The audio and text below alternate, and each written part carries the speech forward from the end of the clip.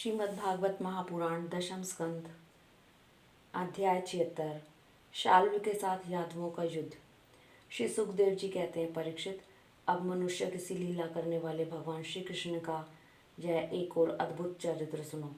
उसमें यह बताया जाएगा कि सौभ नामक विमान का अधिपति शाल्व किस प्रकार भगवान के हाथ से मारा गया। शाल्व शिशुपाल का सखा था और रुक्मणी के विवाह के अवसर पर बारात में शिशुपाल की ओर से आया हुआ था। उस समय यदुवंशियों ने युद्ध में जरासंध आदि के साथ साथ शाल्व को भी जीत लिया था।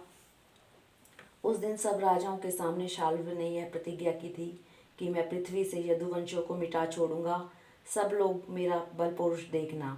परीक्षित, मूढ़ शाल्व ने इस प्रकार प्रतिज्ञा करके देव अधिदेव भगवान पशुपति की आराधना प्रारंभ की। वह उन दिनों दिन में केवल एक बार मुट्ठी भर राख फाँक कर लिया करता था।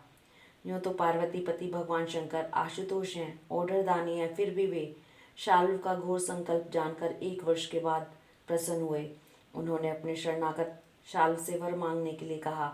उस समय शाल्व ने यह वर मांगा कि मुझे आप एक ऐसा विमान दीजिए जो देवता, असुर, मनुष्य, गंधर्व, नाग, राक्षसों से तोड़ा न जा सके, जहाँ इच्छा हो वहाँ चला जाए और यदुवंशियों के लिए अत्यंत भयंकर हो।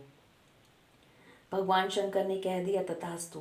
इसके बाद उनकी आज्ञा से विपक्षियों के नगर जीतने वाले मय दानव ने लोहे का सौभ नामक विमान बनाया और शाल्व को दे दिया। वह विमान क्या था, एक नगर ही था। वह इतना अंधकारमय था कि उसे देखना या पकड़ना अत्यंत कठिन था। चलाने वाला उसे जहाँ ले जाना चाहता वहीं वह उसकी इच्छा करते ही चला जाता था। शाल्व ने वह विमान प्राप्त करके द्वारका पर चढ़ाई कर दी, क्योंकि वह वृष्णिवंशी यादवों द्वारा किए हुए बैर को सदा स्मरण रखता था।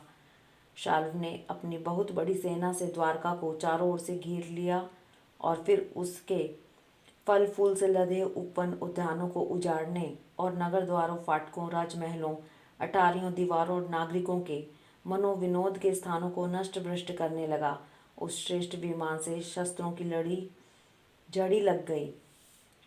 बड़ी बड़ी चट्टानें, वृक्ष, व्रज, सर्प और ओले बरसने लगे। बड़े जोर का बवंडर उठ खड़ा हुआ। चारों ओर धूल ही धूल छा गई।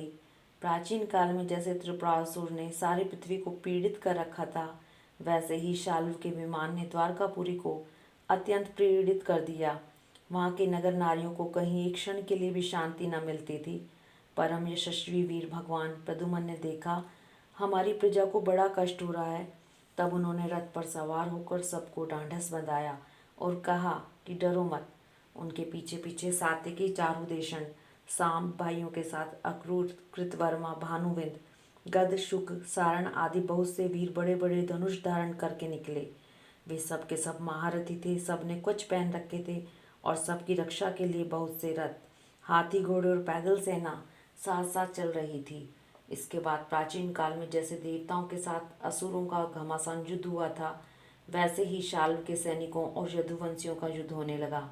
उसे देखकर लोगों के रोंगटे खड़े हो जाते थे। प्रद्युम्न जी ने अपने दिव्य अस्त्रों से क्षण भर में ही सौभपति शाल्व की सारी माया काट डाली। ठीक वैसे ही जैसे सूर्य अपनी प्रखर किरणों से रात्रि का अंधकार मिटा देते हैं। प्रद्युम्न जी के बाणों में सोने के पंख एवं लोहे के फल लगे हुए थे। उनकी गांठें जान नहीं पड़ती थी। उन्होंने ऐसे ही 25 बाणों से शाल्व के सेनापति को घायल कर दिया। परम मनस्वी प्रद्युम्न जी ने सेनापति के साथ ही शाल्व को भी 100 बाण मारे। फिर प्रत्येक सैनिक को 1-1 और सारथियों को 10-10 तथा वाहनों को 3-3 बाणों से घायल किया। महामना प्रद्युम्न जी के इस अद्भुत और महान कर्म को देखकर अपने एवं पराये सभी सैनिक उनकी प्रशंसा करने लगे।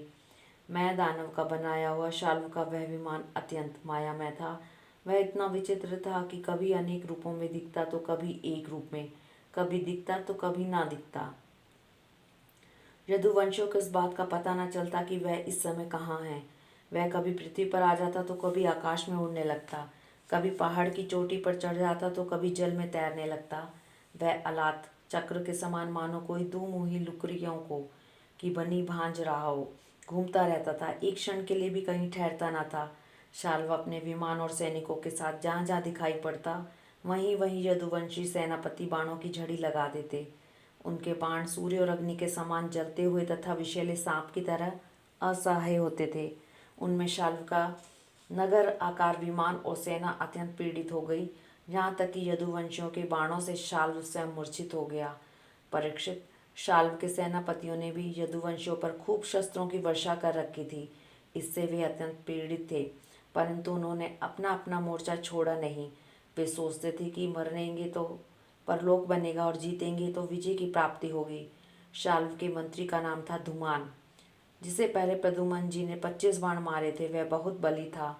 उसने झपटकर प्रद्युम्न जी पर अपनी फौलादी गदा से बड़े जोर से प्रहार किया। मार लिया कहकर गरजने लगा। गदा की चोट से शत्रुदमन प्रद्युम्न जी का वक्षस्थल फट गया। दारुक का पुत्र उनका रथ हाँक रहा था। वह सारथी धर्म के अनुसार उन्हें रणभूमि से हटाकर ले गया। 2 घड़ी में प्रद्युम्न जी की मूर्छा टूटी। तब उन्होंने सारथी से कहा, सारथी, तूने यह बहुत बुरा किया। तू मुझे रणभूमि से हटा लाया।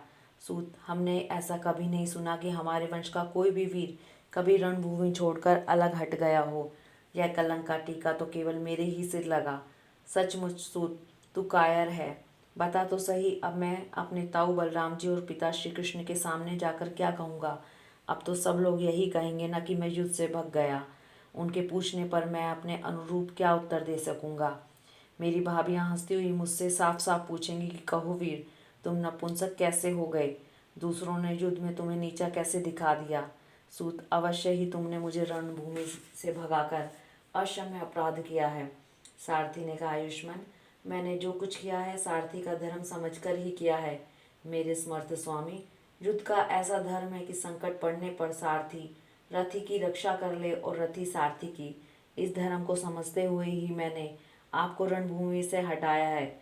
शत्रु ने आप पर गदा का प्रहार किया था, जिससे आप मूर्छित हो गए थे। बड़े संकट में थे, इसी से मुझे ऐसा करना पड़ा। हरिओम तत्सत।